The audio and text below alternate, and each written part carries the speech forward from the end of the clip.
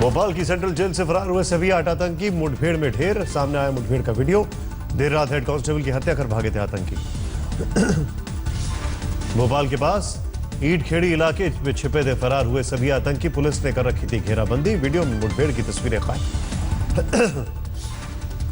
मुठभेड़ में मारे गए आतंकियों के नाम शेख मुजीब, खालिद, अकील, जाकिर, महबूब, अमजद और सालिक। सभी का आतंकी संगठन सिमी से थाना था। आईजी की निगरानी में ऑपरेशन को दिया गया अंजाम। ऑपरेशन में एटीएस और पुलिस भोपाल की शामिल थी। आईजी के मुताबिक आतंकियों ने मुठभेड़ के दौरान पुलिस टीम पर की फायरिंग। जेल से फरार होते ही कैसे मिले हथियार, इस पर होगी जांच। आईजी के मुताबिक पुलिस ने आतंकियों की फायरिंग के जवाब में आत्मरक्षा में चलाई गोली। इसी दौरान मारे गए सभी आतंकी।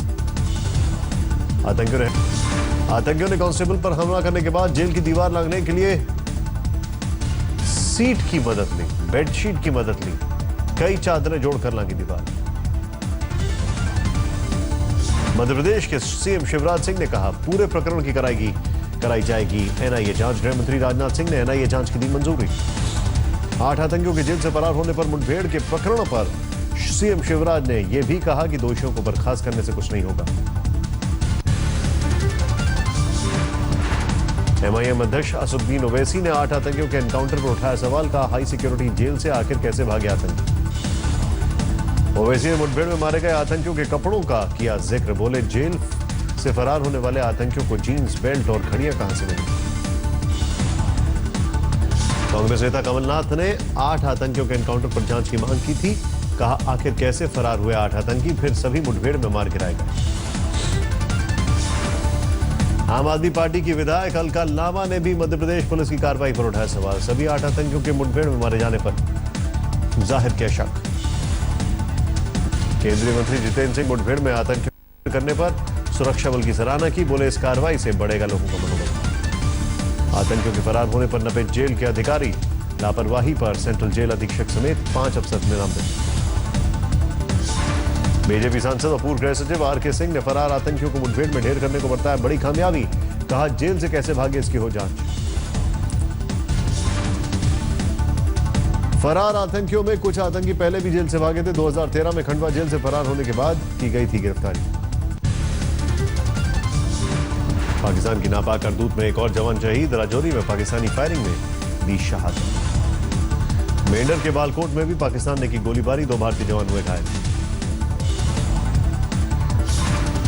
सीजफायर तोड़ने भारतीय जवानों ने पाकिस्तान को दिया मुंहतोड़ जवाब।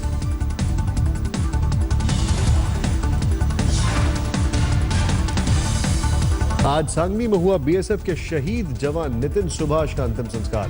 मार्शल सेक्टर में पाकिस्तानी गोलीबारी में हुए थे शहीद। शहीद नितिन के परिवार को 15 लाख की आर्थिक सहायता देगी महाराष्ट्र सरकार। सीएम देवेंद्र फडणवीस का ऐलान। दक्षिण कश्मीर के अनंतनाग में सरकारी स्कूल को फिर बनाया गया निशाना। स्कूल में लगाई आग। अलगाववादियों पर आग लगाने का शक। ऐश मुकाम के जवाहर नवोदय विद्यालय में आतंकियों ने लगाई आग। काबा मार्ग स्थित गवर्नमेंट हायर सेकेंडरी स्कूल को भी आग से भारी नुकसान। पिछले 7 दिनों में स्कूलों में आग की 7वीं घटना। 3.5 महीने में कश्मीर घाटी में हर जिले में कम से कम एक स्कूल चलाए गए। जम्मू कश्मीर के पूर्व सीएम उमर अब्दुल्ला ने स्कूलों को जलाने की घटना पर जताई चिंता। बच्चों के भविष्य को तबाह करने की साजिश बताया। स्कूलों को जलाने की घटना के लिए जेकेएलएफ चीफ यासीन मलिक ने सरकार को ठहराया कसूरवार। कहा घाटी में जारी रहेंगे विरोध और बंद। देश आज मना रहा है सरदार वल्लभ भाई पटेल की जयंती। पीएम मोदी ने पटेल चौक पर दी श्रद्धांजलि। संसद में भी सरदार पटेल को दी गई श्रद्धांजलि। बीजेपी के वरिष्ठ नेता आडवाणी समेत कांग्रेसी दिग्गज भी पहुंचे। सरदार पटेल की जयंती पर आज दिल्ली के ध्यानचंद स्टेडियम में यूनिटी मार्च का किया गया आयोजन। पीएम मोदी ने दिखाई हरी झंडी। पीएम मोदी ने सरदार पटेल पर एक भारत श्रेष्ठ भारत योजना और डिजिटल म्यूजियम लॉन्च करने की बात की। पीएम मोदी ने सरदार पटेल को राष्ट्रीय एकता का प्रतीक बताया। 1 सप्ताह तक देश के कोने कोने में होगा रन फॉर यूनिटी का आयोजन। आज पूर्व प्रधानमंत्री इंदिरा गांधी को याद कर रहा है देश। राहुल गांधी ने इंदिरा गांधी मेमोरियल जाकर श्रद्धा सुमन अर्पित किए। राष्ट्रपति प्रणब मुखर्जी और कांग्रेस अध्यक्ष सोनिया गांधी भी पुण्यतिथि पर इंदिरा गांधी को देती हैं श्रद्धांजलि। सरदार पटेल की जयंती और इंदिरा की पुण्यतिथि पर कांग्रेस बीजेपी में ठनी। कांग्रेस नेता आनंद शर्मा ने पीएम मोदी की बीजेपी नेता सिद्धार्थनाथ सिंह का आनंद शर्मा पर पलटवार। बोले इंदिरा को सम्मान देने में बुराई नहीं, लेकिन नौ पुरुष पटेल के साथ न करें उनकी तुलना। मन की बात में प्रधानमंत्री मोदी के सिख दंगों का जिक्र करना कांग्रेस को रास नहीं आया। गुलाम नबी आजाद बोले उन्हें 2002 के गुजरात दंगे की भी करनी चाहिए थी बात। अब उनको जरा 2002 के गुजरात के राइट्स की भी बात करनी चाहिए थी।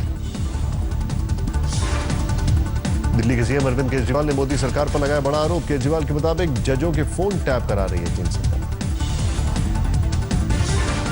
केजरीवाल ने कहा खत्म की जा रही है न्यायपालिका की आजादी। 2 जजों को यह कहते सुना कि फोन पर बात मत करना, टैप किए जा रहे हैं फोन।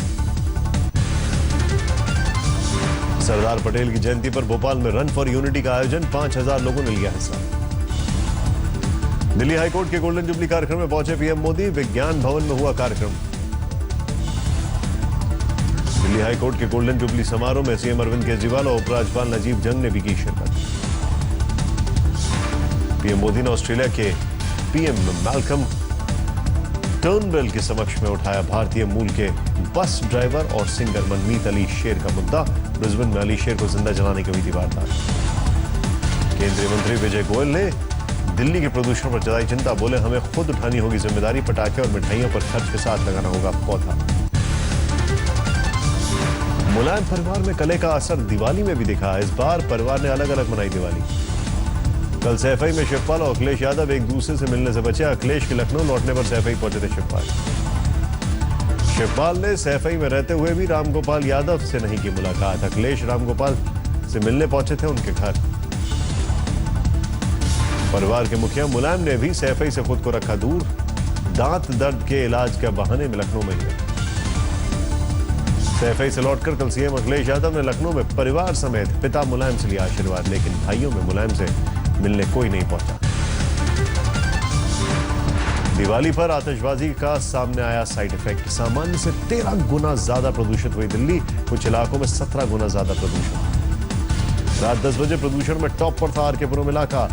4273 माइक्रोन तक पहुंचा पीएम टन का स्तर। मानक से 42 गुना ज्यादा प्रदूषण। पीएम 10 के स्तर पर आनंद विहार दूसरे नंबर पर रहा। पंजाबी बाग तीसरे नंबर पर सबसे ज्यादा प्रदूषित इलाका। दिवाली में आतिशबाजी के प्रदूषण से मुंबई की सांसें भी उखड़ी। वडाला और मरीन ड्राइव इलाके में बड़ा प्रदूषण का स्तर। बैंगलोर में भी पटाखों के धुएं से परेशान नजर आए लोग। आज सामने आएगा प्रदूषण का आंकड़ा। धुएं के प्रदूषण के चलते डीएनडी पर हुआ हादसा। कम दृश्यता के चलते 5 गाड़ियों की हुई टक्कर। कोलकाता में भी दिखा आतिशबाजी पर लगे प्रतिबंध का असर। दिल्ली की तुलना में प्रदूषण का स्तर रहा बेहद कम। जोधपुर में गोदाम में लगी आग पर मुश्किल से पाया जा सका काबू। सकरी गलियों के चलते देर से पहुंचा दमकल। मुंबई के साकीनाका इलाके में बीती रात लगी भीषण आग। करीब 3 झोपड़ियां हुई खाक। अंबाला के सदर बाजार में भीषण आग से खाक हुई 3 दुकानें। कपड़ों के शोरूम में लगी आग से लाखों का सामान का हुआ नुकसान। कानपुर में 2 पक्षों की झड़प के बाद जमकर हुई पत्थरबाजी। 5 लोग हुए घायल। भारी पुलिस बल तैनात। यूपी के महोबा में युवक का पत्थरों से कुचला शव मिला। सिर में गोली मारे जाने के निशान।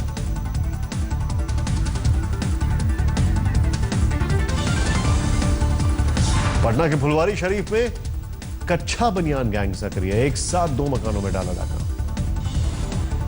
फुलवारी शरीफ में डाका डालने वाले बदमाशों ने एक महिला का अंगूठा काटा। वारदात में 3 महिलाओं समेत 5 लोग घायल।